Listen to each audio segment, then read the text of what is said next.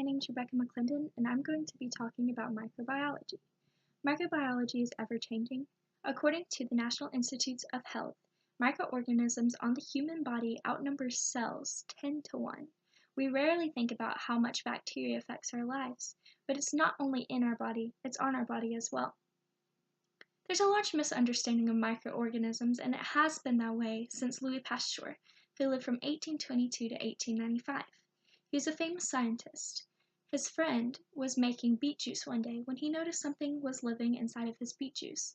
A lot of people said it was nothing to worry about, but Louis Pasteur decided to take some of the beet juice and do experiments himself. He discovered, while he was working on several experiments, transforming glucose into ethanol and carbon dioxide, he found yeast to be living in this beet juice. You see, a lot of people thought that this was caused by the air. So they said, oh, okay, it's the air, it was just a reaction. But Louis Pasteur knew that there was something living in this air, and he needed to find a way to prove it. So what he did, he took a normal flask and what is now entitled the Pasteur flask. It is a flask where the end was stretched by, the glass was heated up and it was stretched and then curved. So air could still flow into the beet juice, but no of what we now know as bacteria could get into it. So he had both of these flasks. The other one was completely sealed off. They were sitting on his shelf. They were there for a year. The closed flask showed that there was no air whatsoever getting into it, so not even the air was affecting it. The other flask showed that there was air getting into it, but particles from the air were not.